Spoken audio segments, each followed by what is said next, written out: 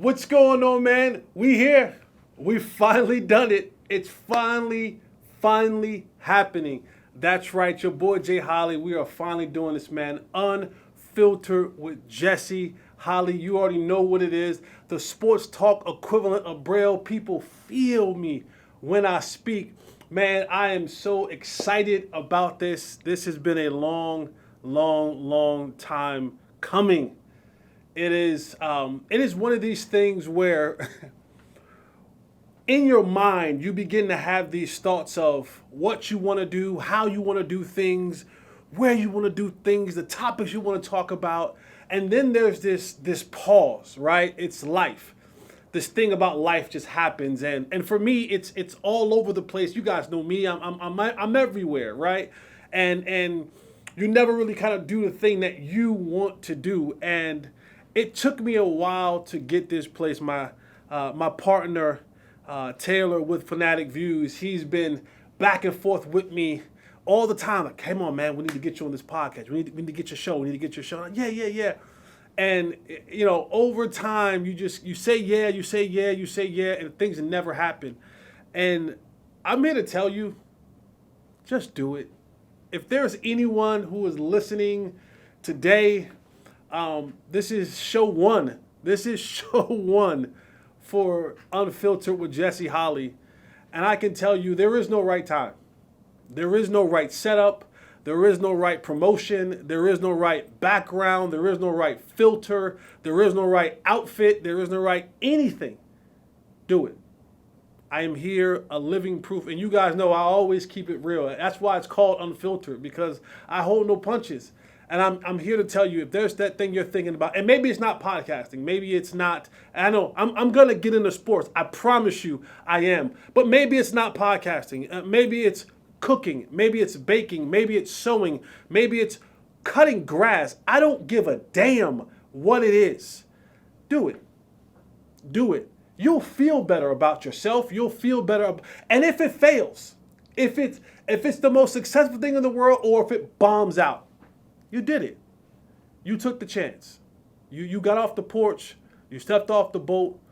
You've given yourself a chance to do something that you would love to do, that makes you happy. And I don't think enough people actually do that. And so I'm here today because I wanted to make me happy, and I wanted to give you just the unfiltered version of me as I go through this journey. And so I thank you all. So like, subscribe, do all those cute things that we have to do now in this world of social media and podcasting. So tell a friend to tell a friend to tell a friend that your boy Jay Holley is here. Unfiltered, man. We're going to be here every week, multiple times a week. So just make sure that you're tuned in, locked in with me, and take this journey with me. And if you get anything out of this, if you get football information, basketball information, life information, I want you to get out of this that you can. That you can. Don't be shook. Don't be scared. Just do it. Okay. Now that we got that out the way, man, we're going to get into this thing.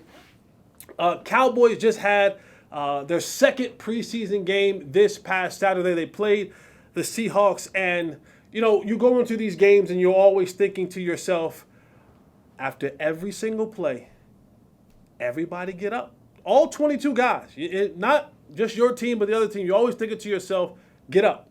I want all guys to get up. I don't want to see trainers. I don't want to see Jim Maurer and Britt Brown and Dr. Cooper running out to the field. Everyone just gets up. And so they played this game against Seattle, and preseason is always about evaluation. I want to see what these guys can do, how these guys can make football teams. Because contrary to some people's belief, front office, scouting department, head coach, and all those people, they have everything already kind of figured out for the most part. They have this thing. They if there's a 53-man roster, I promise you that they know 40, 42, maybe 43, 45 spots already. You know, your quarterbacks, your running backs, those. So now it's the evaluation of those other guys who they may not have seen much of, maybe second-year guys. You look at a guy like Jalen Tolbert, who's taking that second-year jump, coming to this game, has some big catches in this game, and you see him taking that next step, and they're saying, yes, finally, we're getting the Jalen Tolbert that we saw in college, that we decided to take a third round, which is relatively high, a third-round draft pick on Jalen Tolbert. But then there's these other guys that come and maybe later draft or free agents guys, and I was one of the guys who was a free agent, but you begin to see the progress. And one of the guys who didn't get up after the play, one of the guys who had to have the trainers come out and see him was DeMarvion Overshown. And it sucks. He, in this game, tore his ACL.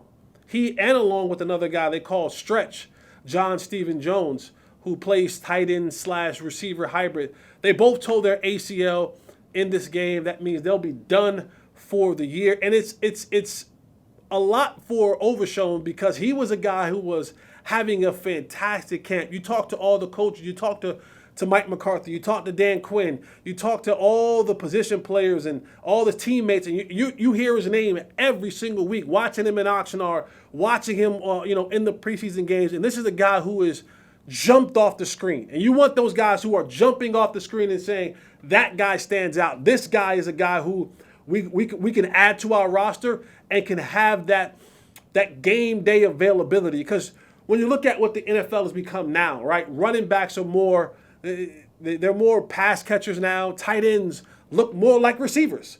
So I want to be able to have a guy who I can put out there who can go sideline to sideline, cover backs, cover tight ends, be an integral part of special teams. And Overshown was showing that. He was showing that he had the ability to do all those things. And it's unfortunate that these things happen. I know people, we have the contingency of people, and I'm the old fart. I get it. I'm the old fart that's on the lawn, and I'm shaking my cane at people, and I'm saying, play preseason games. Let the veterans, that's me. I'm a former player. I'm always going to be for the player, but I also understand that getting out there playing is necessary. You need to have those reps. This stuff is unfortunate. Sorry, but football is a 100% hurt business. You find me one NFL player who can say that they've played this game at this level, at the NFL level, and hadn't been hurt. Now, significantly, how you got hurt, that's all semantics, right? That's all give or take here and there.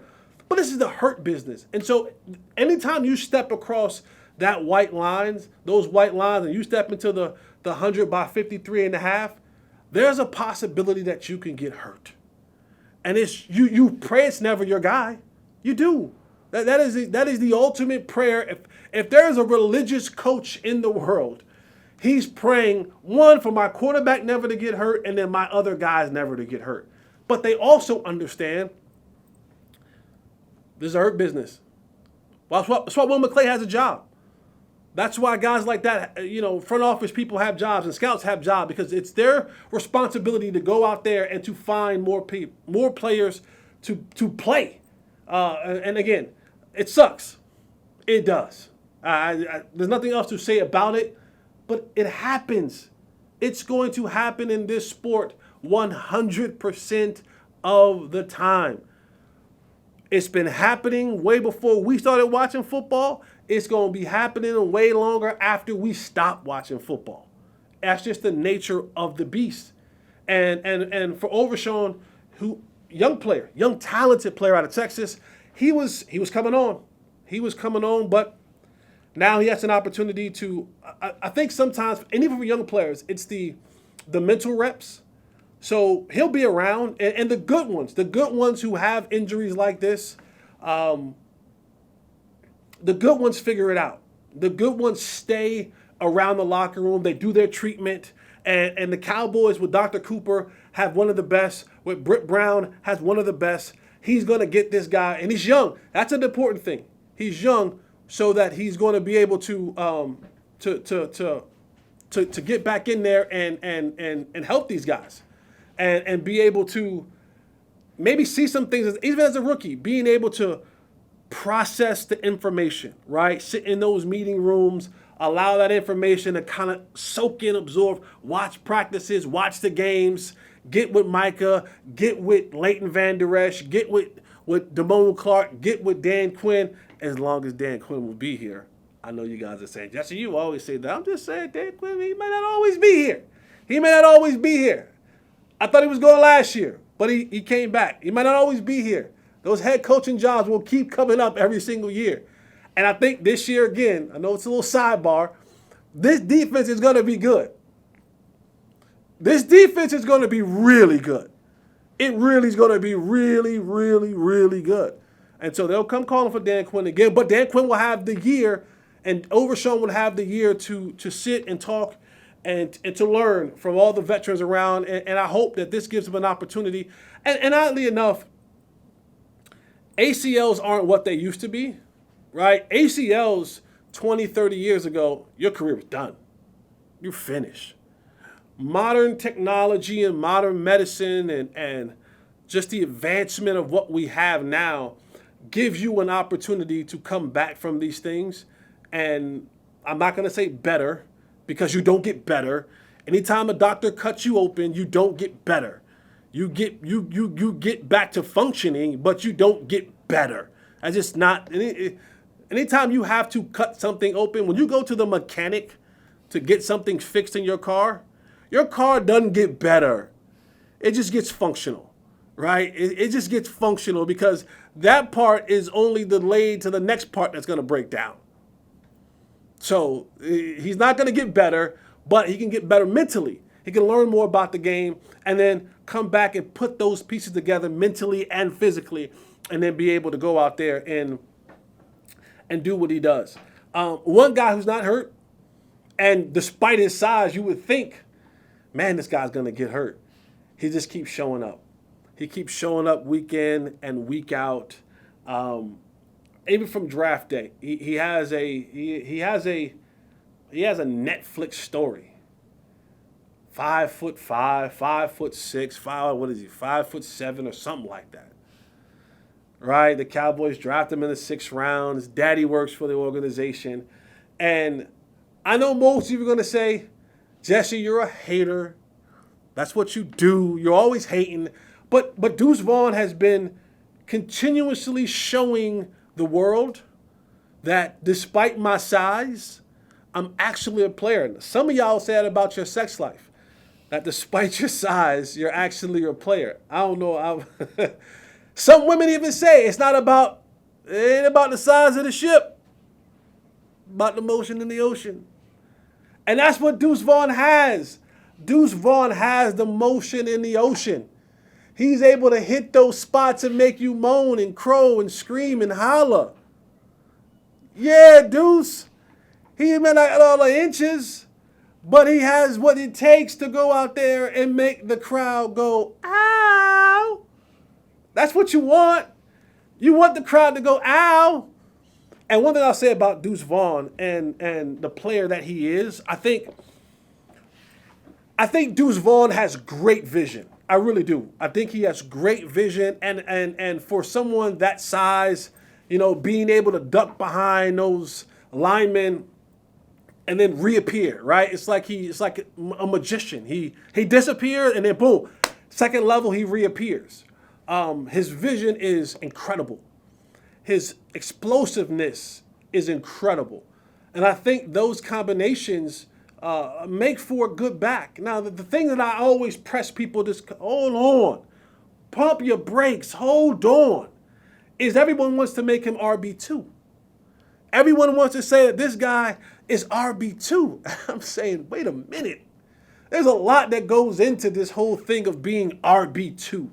There's a lot that goes into saying that you're now going to split the carries with the starting running back. And I think the days of Emmitt Smith, the days of Edgerrin James, the days of Marshall Faulk, the days of running backs, Jerome Bettis, the 3-down backs, I think those days are dead. I know those days are dead. You have some still left in this arena, but for the most part, those days are dead. That's not. And then on top of that, They don't want to pay him. They don't want to pay the running back.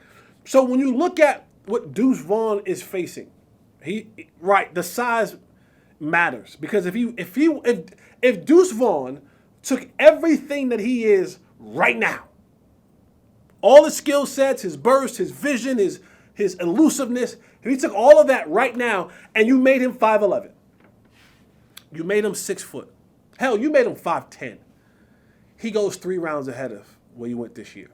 So size does matter. There is a prejudice to the small. Shout out to the short kings out there. I'm not a part of that community. God saw fit to make me 6'3" and some change. Sorry, not sorry. But shout out to my short kings. You guys matter, okay? I'm not hating on y'all. There's no prejudice from Jay Holley. There's no prejudice from me. I love y'all. I love the short kings, okay? But there is a prejudice when it comes to doing things in the athletic world that is dominated by big people. I don't care what. Baseball is the exception, right? That's the exception, because you got guys like Altuve who can go out there and do what he does at that size. And a lot of those guys, you don't see him. You see him on TV, you don't realize how small they really are. Some of those guys, you don't realize how big they really are. Some of the big players, they fat. They don't know how to but they jacking bombs out of the stadium. But in football, there is a prejudice. It's that way with quarterbacks. I know that we're kind of changing up, but ain't a bunch of Doug Flutys running around here. Ain't a bunch of Kyler Murrays running around here. They still prefer your quarterback to be a little bit taller, to have a little bit more size to you. But at the running back position, you talk about being 5'5", 5'6". Now he's thick, 180 pounds. But this is not college. And I want people to realize that. This is not, I don't care who he played against. He ain't played against Alabama every week. And for the most part, I'll bet lunch money to anybody that you take your worst NFL team, whoever that may be, Alabama ain't beating them. If they played 10 times out of 10, maybe Alabama may squeak a field goal out, but probably not. They lose.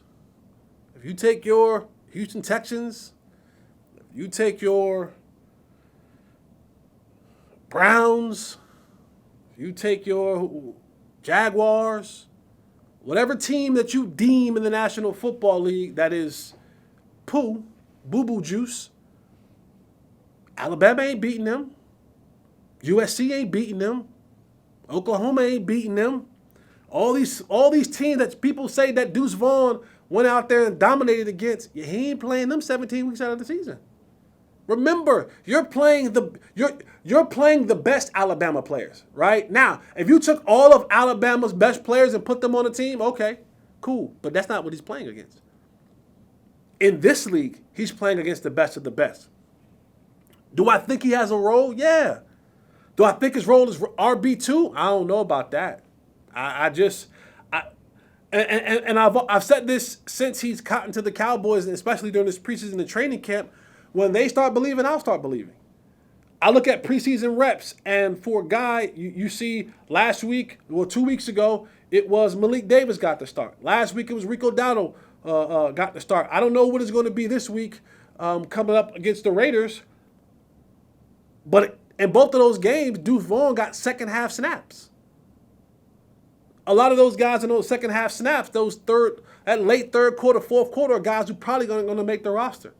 Now, you got to deal with what you got to deal with. If that's who they play in those games, that's what you got to deal with. That's just what it is.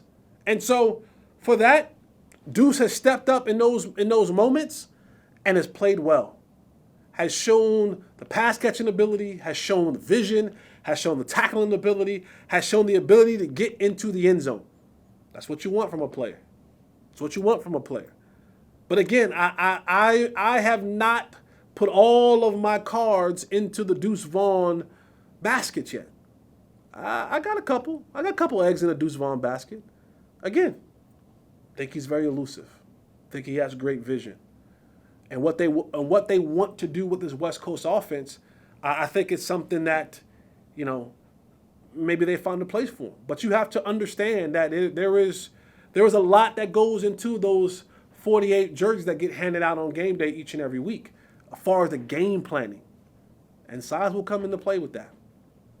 So I'm not saying that Deuce Vaughn, I'm not saying that Deuce Vaughn ain't it. I'm not saying that. I'm not saying he's at the still of the draft. I need more. I need more. Okay? Call me greedy. I just need a little more. I need a little bit more from the coaching staff. I need a little bit more from just seeing him play against the top tier competition. I need him in those first quarters. I need him in those second quarters. I need him in those spaces where the guys that he's playing against are guys who are already kind of guaranteed significant roles. We'll see what happens. We got one more preseason game. We sometimes forget that, that fourth preseason game, what it mattered, it doesn't matter, and I understand the players. I was one of them. And you don't want that fourth preseason game because of concussions and all that kind of stuff. And cool. But there's an evaluation process that needs to happen. And Mike McCarthy has taken the approach on this year, no joint practices. So you don't get a chance to see him against someone else's ones. I always like the joint practice outside of the fighting. I can do without the fighting. That's tiresome. That's worrisome. That's one of those deals where you're just like, all right, come on, guys. Let's come on. It's hot. You heavy, I'm heavy. We both ain't seen our old lady in weeks. Our nuts heavy. We horny. We testosterone is through the roof. But I enjoy those joint practices because it gives guys like Deuce Vaughn an opportunity that because coaches are always trying to say that I want to keep my offense vanilla. I don't want to show anybody anything. I don't want to stop. That is the biggest load of crap ever. Outside of a couple creative plays here and there, Mike McCarthy, you are who you are. And there's film on it. Outside of a different couple formations defensively, Dan Quinn, you are who you are. And there's film on it.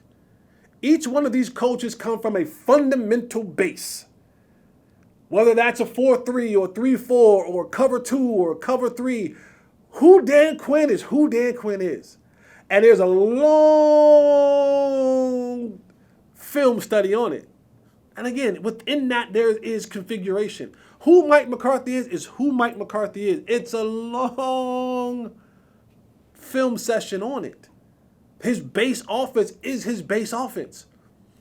The West Coast, whatever you want to call it, the 3-4, the Tampa 2 that, guys like teams running before. Dan Quinn's a cover 3 guy. Always been a cover 3 guy. That's what he likes to run. Zone cover 3. Eyes in the backfield. It didn't change. Players change. It helps when you got Micah Parsons. That helps. That helps significantly. It helps when you got good players like Stephon Gilmore. That helps. That helps significantly. It helps when you got guys like Trayvon Diggs and Curse. That helps. But who you are is who you are. So when they say that they don't want to show things in preseason and show things, I get it, okay, but you are who you are. That don't change. And your what you're planning on mixing into that fundamental foundation of who you are, well, you're going to do it week 1 or week 2 or week 3. By the second half of the season, by the second time you play your division rival, they're going to know who you are as an offense. They're going to know who you are as a defense. So it's going to be revealed. Cool. But I like those. I like for guys like Deuce Vaughn. I like for guys like Dak Prescott. I like for guys like CeeDee Lamb to get a couple reps in during these preseason. I like the idea of these joint practices because you get ones-on-ones. You get good on good. You get another team who you haven't seen or who doesn't who doesn't know what you're going to do each and every day like your defense does or your offense does, depending on what side of the ball you on. I love the fact that you get a chance to go up against that in a controlled atmosphere. That's okay. That's fun. That's competitiveness. That is the nature of the beast. So when I see guys like Deuce Vaughn get those second half reps, I'm like, ugh. As a guy, listen, as a guy, okay, totally transparent, unfiltered, like it says, as a guy who was in those second half reps, I know what that means. I was trying to fight for the first half reps. I was trying to fight to get in those positions where the coach was saying, like, all right, take your pads off now. That's a good feeling. That's a feeling when you know, hey, dog, I might got a job. I might got a job. Coach said I can take my pads off after the first half. I ain't got to play the second half. Coach said I'm good. That's what you strive to get. But those guys, and I'm not saying this is Deuce. I'm not saying that Deuce is on the bubble. I'm not saying that whatever. I'm just saying as a person who understands what those second half reps stood for, they were fighting for your life. I was fighting for my life in those second half reps. Just thinking, man, I hope this offensive line hold up so that quarterback can throw me the ball. Because if that offensive line is bad, that ball coming out quick, it's going to be a check down. I ain't going to get a chance to showcase my skills. And the guy across from me, guess what? He's fighting for his life. He's fighting for his everlasting life. That's the nature of the beast in these games. So when I see Deuce in those atmospheres, I think to myself, I know that competition level. That ain't the ones. That ain't even the twos. That's the threes and the guys who gonna be selling insurance in a couple months. So that's why I am the way that I am when it comes to Deuce. And I'm okay if I'm wrong. I'm okay if I'm wrong and Deuce comes out and he's like, he's the next Barry Sanders. Great. I'm okay. I'll sit in front of you guys and say, hey, I'm wrong. I'm wrong. Deuce is loose. Let him go. But that's just yet to be seen. And I know that we do the comparisons to a guy who went to K-State, a guy who played in the league, and Darren Sproles, smaller guy. But just check the numbers. Go and check the numbers. Darren Sproles was running back 3 behind Michael Turner and LaDainian Tomlinson when he was in San Diego. His first couple years, he didn't have over 300 yards rushing. Now, as a receiver, that's something different. But we're talking about a brand of football that has changed.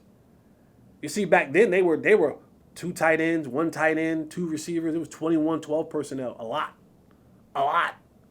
So when they would motion him out, it was different. He's running routes against guys like Junior Seau and Ray Lewis and, the bigger, bulkier guys. The league was different then. The league was a league that was a fullback, full-time. Tight end, full-time. Blocking tight end, full-time. 21 personnel, 12 personnel. Teams wanted to run the ball 26, 30, 35 times a game. The league isn't what it is today when Darren Sproles was doing his thing. Now, when Darren Sproles got to New Orleans and got with Sean Payton, the league was evolving. It was changing. But a lot of what Darren Sproles was able to do was in the passing game. And that was with that particular coach and Sean Payton. And now you look at to where the league is, ain't a lot of 12 or 21 personnel no more. 11 personnel. 10 personnel. 01 personnel. And let's not forget, the Cowboys are paying Tony Pollard $10.1 million. When Josh Jacobs signs his franchise tag, he'll be tied as the 4th or 5th highest paid running back in the league. The whole league, Craig. You think they want to split carries with that? No, they want their money worth. They want to take Tony Pollard and get every single stinking dime out of him. Because guess what he ain't going to do next year? They ain't franchising him. They ain't paying him another $10 million guaranteed. That ain't market price. Market price is what you're starting to see now, guys. Primetime guy, Dalvin Cook, $6 million. $7 million, $6 million with the opportunity to make $8 million with incentives. So they ain't not trying to take, they're not franchising Tony Pollard again next year. They're gonna let him walk. So this year, they're gonna say, we're gonna run the hell out of this 10.1. You're gonna get everything out of this 10.1. So finding a spot for Deuce, where the reps coming from, I have to give up a jersey on game day. That's gonna be difficult. But we'll see. We'll see. In this West Coast offense, we'll see what it is. And that's another thing. The West Coast offense, what does it mean? Will the quarterback be able to finally adjust to what they're doing? When you look at Dak Prescott, it's quarterback change. I mean, quarterback coach change, offensive coordinator change, head coach change. There's so much change that happens around Dak Prescott. And then you wonder why things don't matriculate and results at the end of the year. And some of it's his fault, but a lot of it is other people's fault. And now that they're in the West Coast offense, this is a staple of what, like I said earlier, who Mike McCarthy is, who's Freaky Mike, that's what I call him, who Freaky Mike is. This is a staple that he's run his whole life. And so we'll see what that looks like. Because you hear the quarterback talk about it all the time. He said, well, what makes this West Coast or Texas Coast offense different? He talks about, well, one of the things that, this is Dak Prescott, one of the things that we worked on this offseason is timing, fully understanding. I laughed at that too. I don't know if that's a subtle shot, pew, pew, pew, pew, pew, at Kellen Moore, of having an understanding of where guys are supposed to be. It's the National Football League. What you mean they don't know where they're supposed to be? This ain't at Dak. This is at whoever the hell is in charge. Guys don't know where they're supposed to be. Guys don't know when they're supposed to be there. Guys don't know when they're supposed to get their depths. Guys don't know where they're at in the progression. What the hell are we doing? This is the National Professional Football League. So they spent all this time in the offseason now with this Texas Coast offense, and they're saying, well, we understand now. Now. We know where we're supposed to be. We know where we're supposed to be going. And that's going to be crucial. Crucial. Because unlike what Dak has played in the last couple years, and you can call it the number systems, the Air Coryell offense. It's been around. It's been around for a long time. And one of the issues that I saw that this offense had last year, and while teams had no problem being able to defend them, and those teams that had really good defenses that they had to face, the Niners and such. All the Niners were saying was, we're just going to play zone. We're going to play zone. We're going to rush 4. We're going to rush 5. And then you're going to run that same simplistic offense. And you're going to keep trying to run these man routes. These routes that are designed for when it be one-on-one coverage, right into our zone. And we're going to just read the quarterback eyes and pounce and jump them. And you'll have some success. You'll complete some passes, but we'll keep the game close. We'll be within 3, within 7, and our time will come. There'll be a drop, there'll be a tip pass, there'll be an incompletion, there'll be a sack, there'll be a hurry, and then you'll get to a definite passing situation. And because, like I said earlier, any and every offensive coordinator, offensive coach, or defensive coordinator, defensive coach, they have a foundation of who they are. They have a set of plays of who they are. They have an offense or a defense of who they are, of what they like, of when they want to run it. And a lot of times it's known. But what happens is your Jimmys and Joes are a little bit better than their Jimmys and Joes. So the X's and O's don't really matter. They can know what's coming, but can you stop it?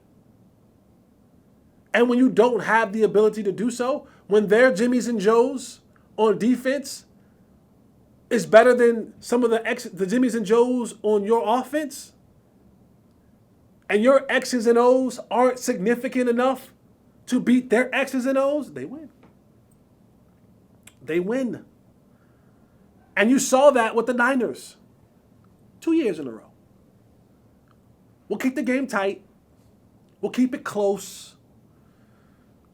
We don't have to have the greatest quarterback in the world. We have a really good defense. And we'll just keep the game within the puncher's chance.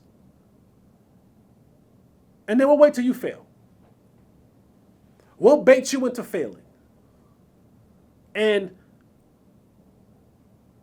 I'm not a Dak Prescott hater.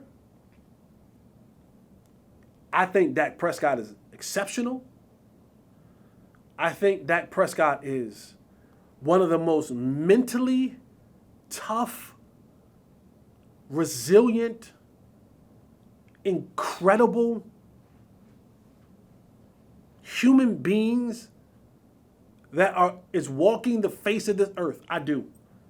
With everything that he has been through.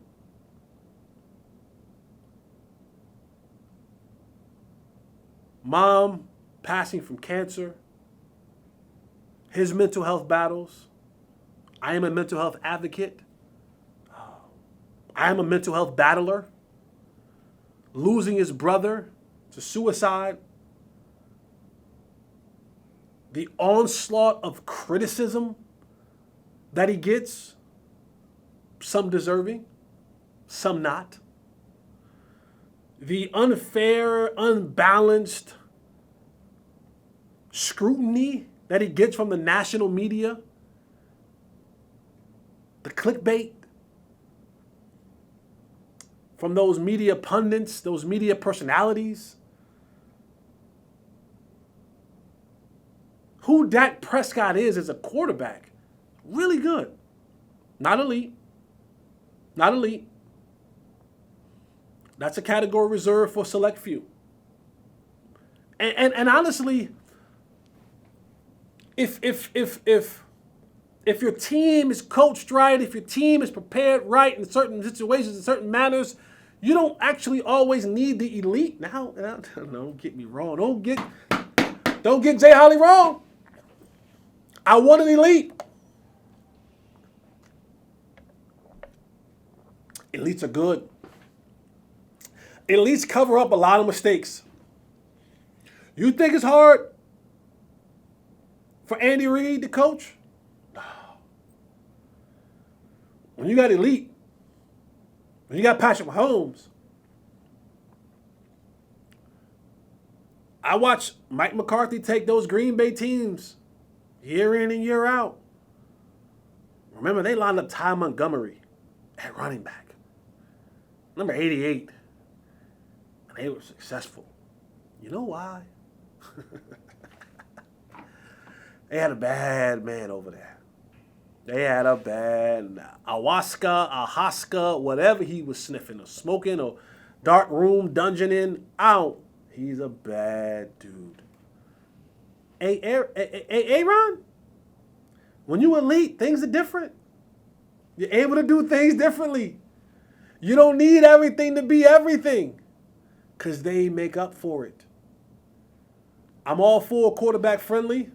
I'm all for quarterback weapons. But we've come to the point now where Dak, he has to take this team to the next step.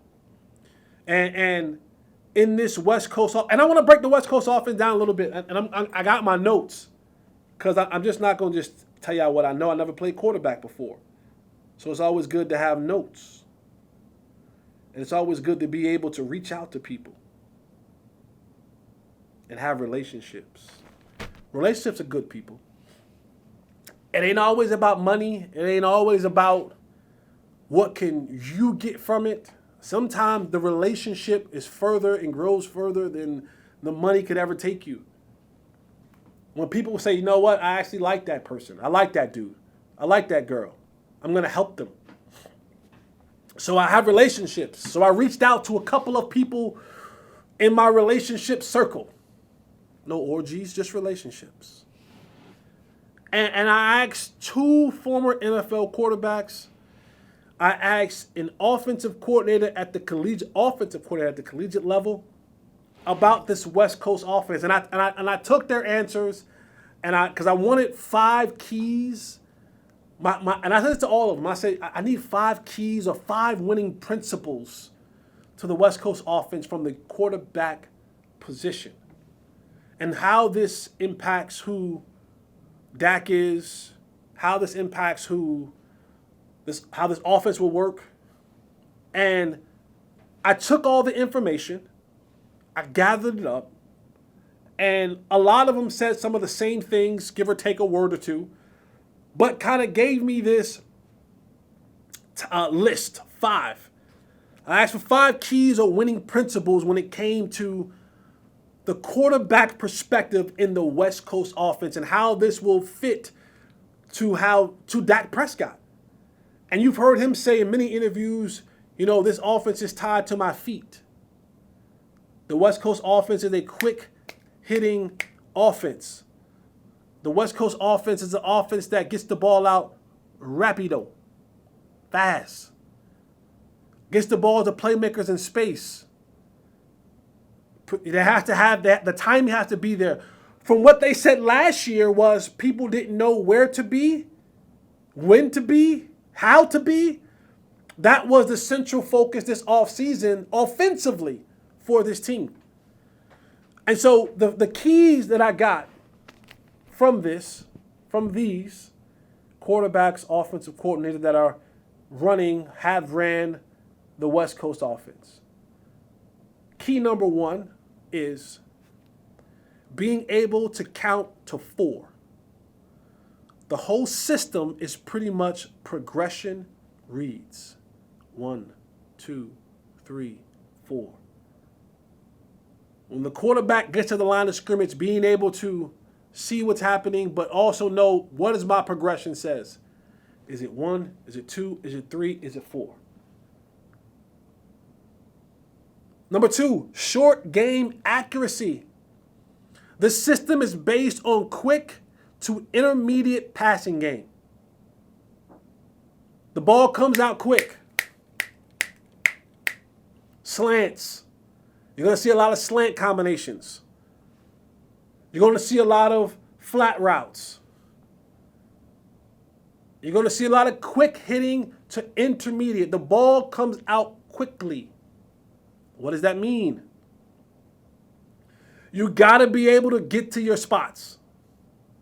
You have to be able to recognize as a receiver, when I line up, is it man, is it zone? Where are their drops going to be? How can I be quarterback friendly? How can I get to the space of open areas so that quarterback can see my numbers and deliver the ball to me right now? Because it's short game accuracy. Quarterback, your feet have to be right. This is the part when Dak talks about my feet. When the ball has to come out quick, it's not the arm strength. This is not power. This is not power. We're not talking about throwing the ball 60, 70 yards on the knee. We're talking about accuracy. That's mechanical. Are my feet, my eyes, my hips, my shoulders, are all those things in line? One of the greatest things that I've ever got a chance to witness during my time in New England, I set a locker over from the great Tom Brady. It was Tom Brady. It was Deion Branch. And it was your boy Jay Holley. He's a football god. I touched the hem of his garment. That's biblical, right? I touched his garment. It was in the same, I breathe the same air that Tom Brady breathed. He sweat on me. And every day at the end of practice, we would get back to the locker room, and Tom Brady would have a chair. And in this chair, it was like a throne. No, I'm lying. It was a simple chair. And in this throne of a chair that the God of football, arguably the best quarterback to ever strap on a jock strap, the best quarterback to ever put his hands under the nuts of another man, Tom Brady, every day in this chair, there were a couple things. There were tape cutters. He wore those big blocky cleats, and he always taped his cleats up and his ankles up. There was a towel. Yes, the God sweated. Believe it or not, the God sweat. There was a chocolate milk. The God was parched. Though he walked on water, he drank chocolate milk. And there was an iPad. The God liked to watch Netflix. No, he didn't watch Netflix. But there was a tape cutter, there was a towel, there was a chocolate milk, and there was an iPad. Every single day, we get out of practice. Practice is over. You do your little after practice work. You get back inside. Boom. Every single day, clockwork. That was in his chair. The only one. So day after day after day of training camp, I'm saying, damn, what is he watching on this iPad? Because at the end of training camp, at the end of practice and training camp, you practice, you go in, there's time allotted for you to shower, if there's media obligations, to eat, and then you go and review the film you just got finished practicing. That's and then after that film is reviewed, then you start your progress for tomorrow's install. So every day after practice, what is he watching? What is he looking at? So one day, curiosity got the cat. And I said, I'm just going to go over there and ask him. So I go over there, he's sitting in his locker, and I go, T. He says, what's up, peasant? No, he didn't say that to me. He did call me, no, he never called me a peasant. I wouldn't have played that. The guy would have got punched in the face. And they cut me anyway, but they would have cut me faster. But I'd have got my lick in. But no, I went and I asked Tom, I said, bro, what are you watching? We just got off the practice field. We're about to eat and go watch practice. What are you watching? And he said, come here, Jess. Sit at the right hand of God. And so I sat. And he showed me his iPad. And in this iPad, it was a camera. The camera angle wasn't from the top, wasn't from the side, wasn't from the front. Excuse me. This camera angle was from the back. And it was just on him. It didn't show the rest of the play. It didn't show it. It was just on him. And in that he said to me, here's what I want you to see. He goes, every single day, I want to make sure that my feet, my head, my shoulders match up with the throw. If I'm taking a 3-step drop, is my 3-step where it's supposed to be? Am I stepping in the bucket? Am I overstepping? Am I overreaching? Is my base solid? If I want to go right, then I look the safety off left. Are my shoulders and hips open properly? It was like heads, shoulders, knees, and toes of this progression. And the Patriots run a semblance of the West Coast offense. And so Tom was talking about his feet. And you hear Dak talk about his feet, his head, his shoulders. All of that matters in this short, quick, precise passing game. Because the thing that you have to realize, when you go into the short, accurate, precise, intermediate to short passing game is a lot of people around. Linebackers, safeties, cornerbacks, everybody's in that box when you're talking about short to intermediate. So if you're off, you might throw it to the wrong person. If you're high or behind, it gets tipped And it's not like it's 40 yards down the field. Well, it's maybe just your receiver and the cornerback, maybe a safety coming over late. There's people all around. There's defensive ends that are retracing their steps, getting back into the play. There's linebackers all around. There's nickelbacks, there's dimes, there's corners, there's safeties that are all around.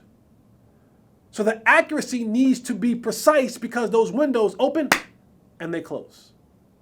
And if you're off because your feet are not right or your shoulders are not right and you're overstepping, you're overthrown, now that ball sails, it's tipped and it's intercepted.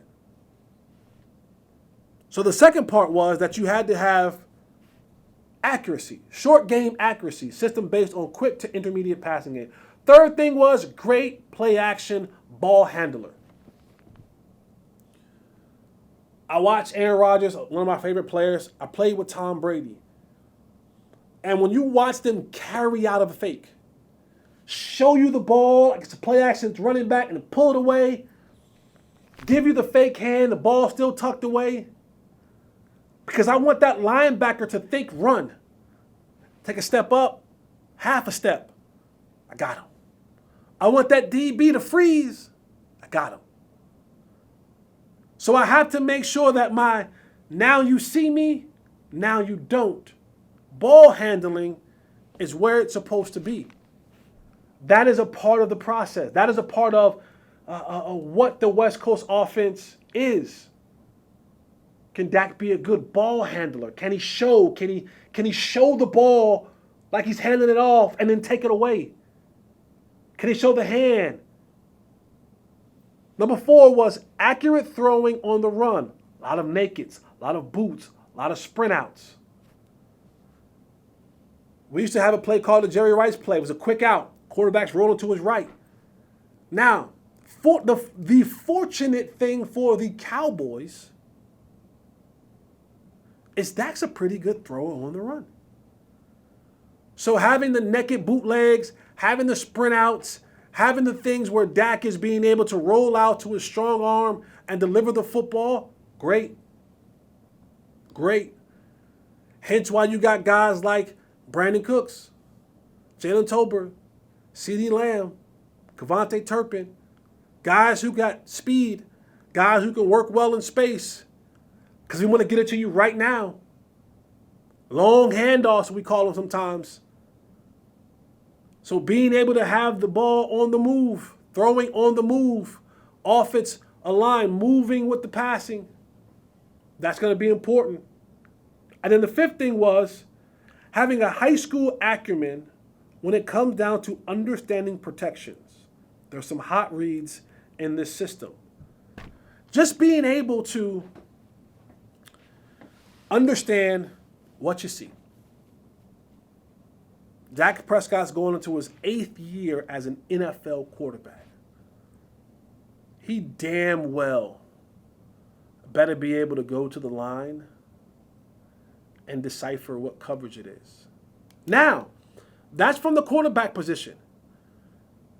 Don't miss the part when we talk about hot routes. That a hot route is the equivalent of they are bringing, okay, what is my protection? Is my protection a 5-man protection? That means 5 offensive linemen, center, 2 guards, 2 tackles. Do I have a 6-man protection? It's a tight end in the game.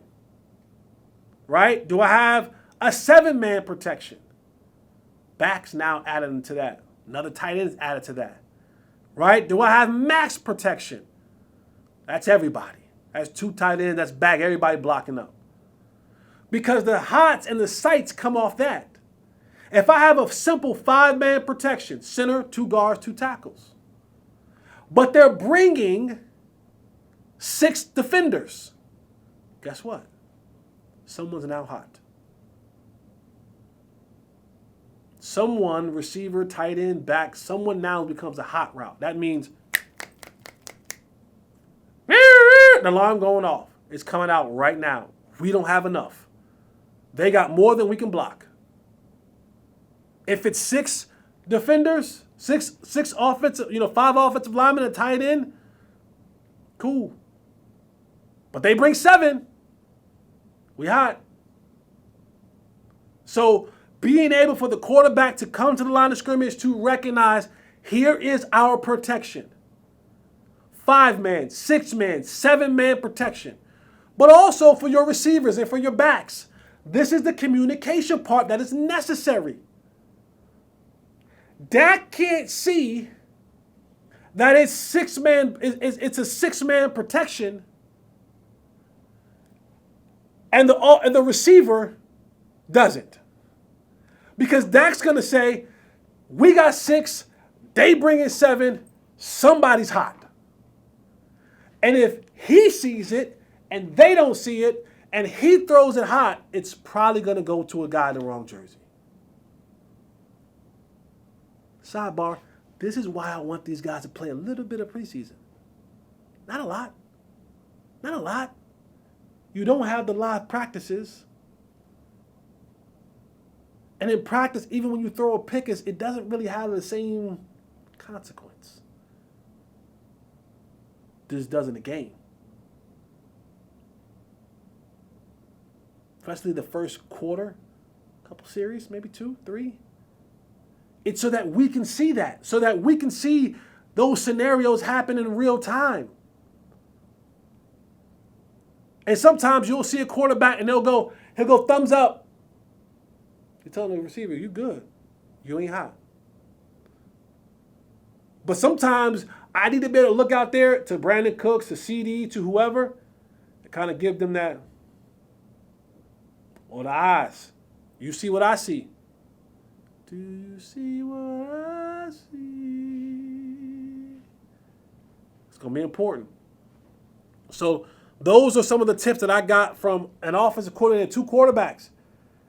1, being able to count to 4. The system is a pretty much progression reads. 2, short game accuracy, system based on quick to intermediate passing. Great play action ball handler. When you want to take those shots down the field, got to have great play action ball handling. Number 4, accurate throwing on the run. A lot of nakeds, boots, and sprints. And when you hit naked, that just means the quarterback is kind of rolling out by itself. There's no blockers. That's a naked. This is exactly what it sounds. Booty, butt, ball, naked. Boots, he'll have a tight end. Sometimes they'll kind of swing a guard or tackle back out to have that one guy in front of them. And sprints are just coming right now. Boom. And then 5, a high school acumen when it comes to understanding protections. There are some hot reads in this system. So we'll see. We'll see if Dak, if Freaky Mike, if Brian Schottenheimer, and the rest of the crew, if they have this West Coast, Texas Coast offense down to a key. But I'd like to see them play a little preseason together. I want to see it. I want to see it. It's going to be important. So, but this is a big year. This is probably, I know we always sometimes, we get a little bit outstretched with the things that we say when it comes to a season. This is all year. This is all year. No, this is a big year, though. This is a big year for the Cowboys. This is a big year for what they have to accomplish. Because they're coming to that point in time where all these contracts are starting to catch up. Players are getting older. Coaches may be leaving. Things just don't, and I said this before, we'll get more into it later on. The division is getting better. See, before a long time, it was just Cowboys, Eagles. Giants are better, ladies and gentlemen. The Commanders are better, ladies and gentlemen. The Giants, the Eagles, well, hell, no, they are. We're going from the NFC least to the NFC beast. It's going to be a knockdown, drag out of what this conference can be.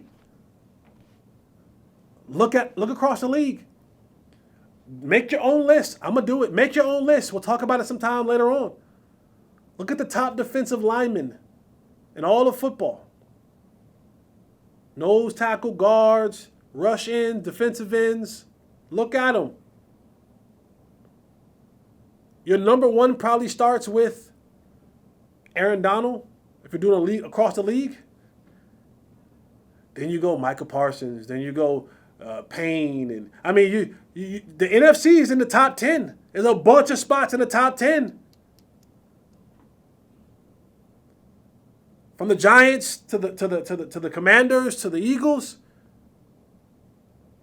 it's gonna be a knockdown, drag out for 6 games. Woo, whew. You better bring your hard hat. That's for us. That's for other teams because we not the Cowboys aren't slouches up front defensively, but neither is the rest of these jokers. And our line is getting older. It has some young pieces. It has some strong pieces, but it has some weak spots. We'll see. But let's take a trip around the National Football League. Let's just address some other stories that are happening. Keep you abreast to what's going on all over the place. A happy story. Started out a little bit pressing. The defensive back, Isaiah Bolden from the New England Patriots, is out of the hospital. It's a good thing.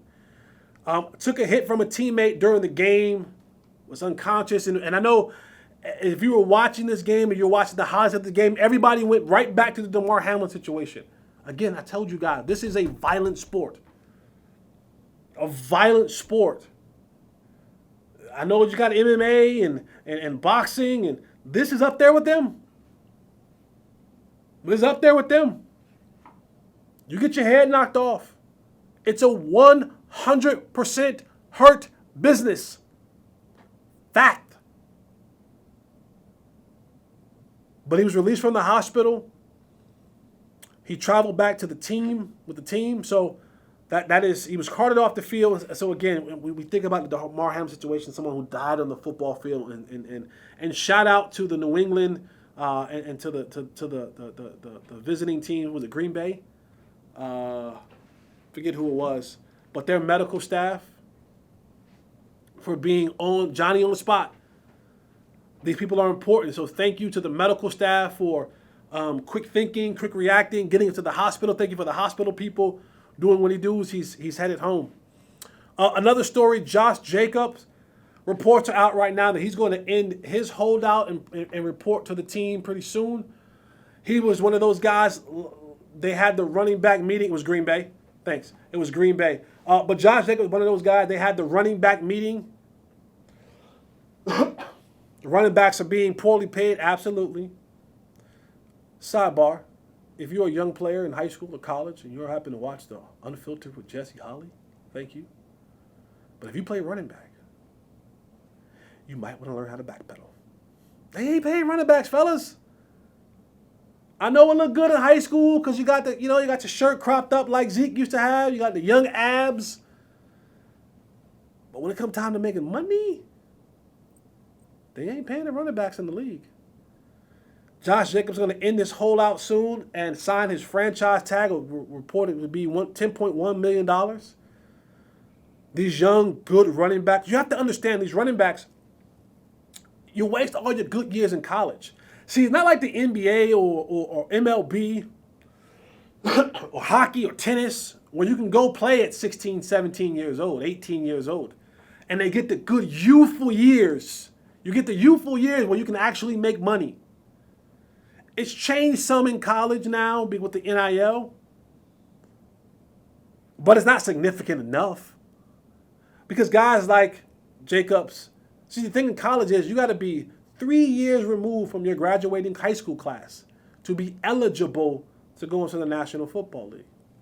So unless you redshirt for 2 years and you only playing 1 year and then you making a leap, that is 3 grueling years. And if you're good, if you're Bijan, if you're good like that, if you're Zeke Elliott, 500 carries for you, 300 rushing, 200 receiving. Like, you're going to touch the ball a lot. Like, it's coming to you a lot. You got to pick up blocks. You got to pick up chips and tackles and all that. So by the time you get to the league, you got 3 years in, You got 1,500 carries. You wore out. So learn how to backpedal. But Josh Jacobs ending his holdout, and 10.1. I mean, I'm broke, so I'll take 10.1. But I ain't playing running back, so that's just what it is. And then Joe Mixon, another running back. Joe Mixon, who signed a contract before and just took a pay cut for the team. Okay.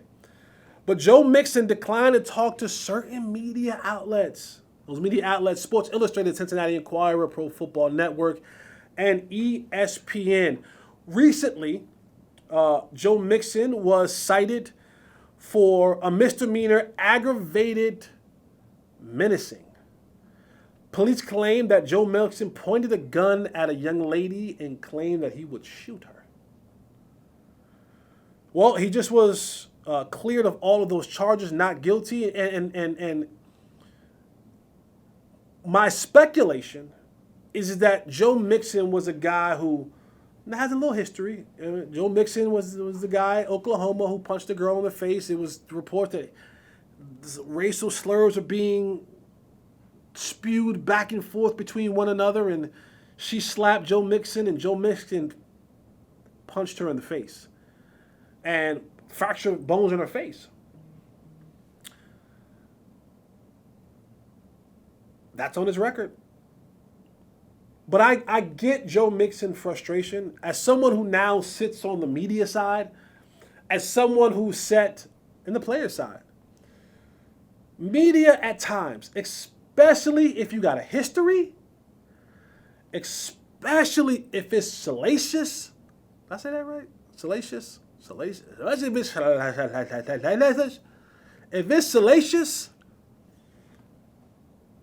they gonna write it in big print. They're going to write it in big print. It's going to be the leading story.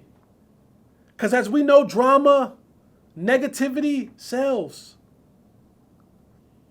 And so these reports are probably being written by the Enquirer, Cincinnati Enquirer, Pro Football News, ESPN, Sports Illustrated. And Joe probably felt like he wasn't being represented right or fairly. I get it.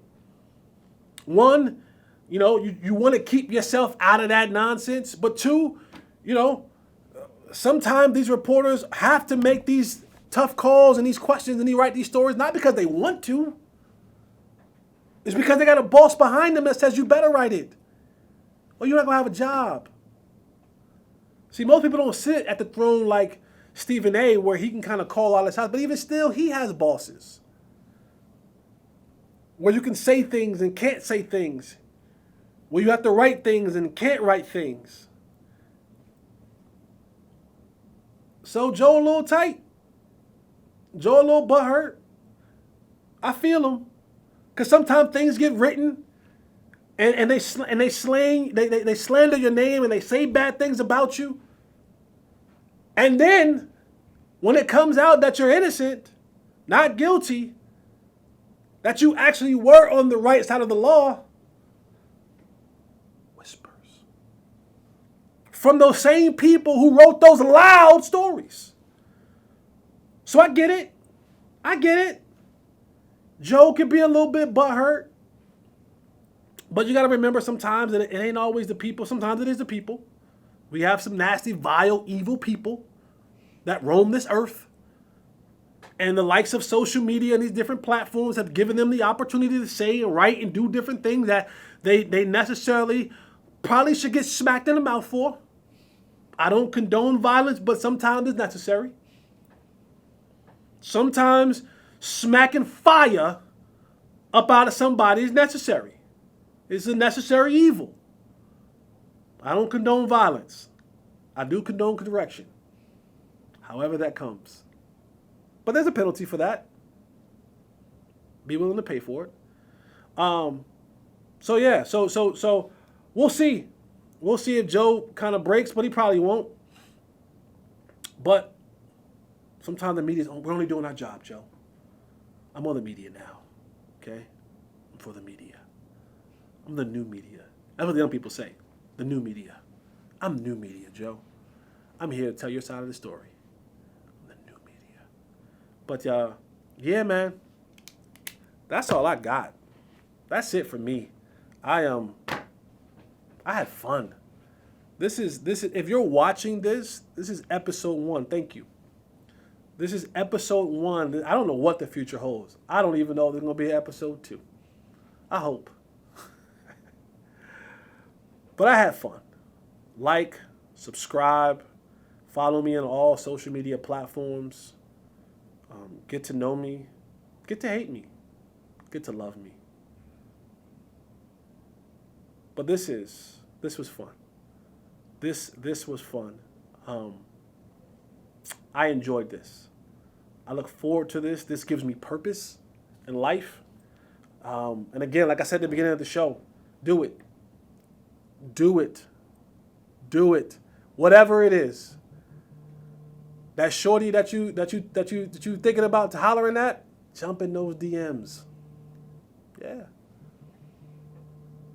That man that you see at the gym, ask him to help you with that set, girl. Ask him out for a glass of wine. Do it. Make it happen. All right, man. That's it for me. Thank you. Do all that cute stuff. Like, subscribe, tell a friend to tell a friend. And until next time, man, never let anyone tell you that you don't live the best life, because it's your life. Eliminate the contingencies. I'm out!